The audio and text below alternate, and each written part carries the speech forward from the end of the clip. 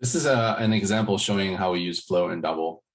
In general, when we're dealing with float and double, we're dealing with a data type that's much, much bigger than an integer, right? So a double in C, C++ is 8 bytes.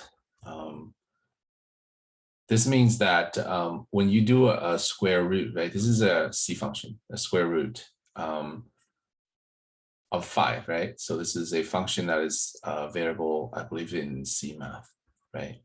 Pound include.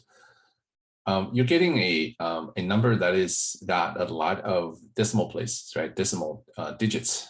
So when you do this in num times num, right? So this could be, I don't know what this is, like 2.151, all right, just keep going. So I just made this up, but you get the idea. So this is each num, right? It could be in this form. And of course, when you're doing this multiplied by another equivalent, right? You get another double, right? So this double also has a whole bunch of decimal places. And of course, when you compare this with an integer, so what happens is the integer is only 4 bytes, right? You would never get this, right?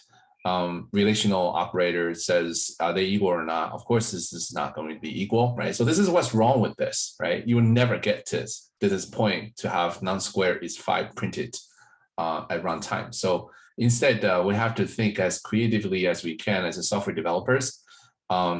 Maybe there are alternatives. Compare, right? Set a bound, right? This bound is the area, right? The delta that you're able to accommodate, right? When you multiply num and num, as long as this is greater than, right, with this many precisions, or less than, right, with this many decisions, then you can say, yeah, I think we hit our target. So let's print this out, right? Sometimes you may want to have a global delta, right? Let's just say you configure this as this is a global delta. In general, gives you an area, right? One source of area to where you can modify this is at one place. So you don't have to keep writing this out, which is very cumbersome, right? So developers love to establish a variable or configurable variable as a single source of truth. So in this case, you can turn the above, right, into this area, this alternative that involves taking the absolute of this num plus num, right, divided by 5, right? So this gives you, right, because this one is a float, and when you do arithmetic and due to implicit type conversion, this 5 would is an expression that would be implicitly typecasted into a flow.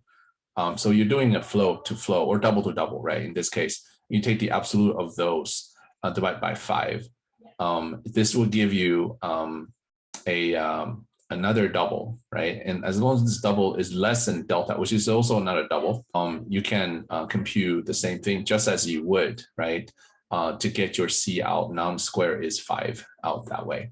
Let's look at the solutions here. So just to summarize, there are two solutions. You can see which one is better. The solution is also not bad, but it involves hard coding, right? These values, which is not preferred.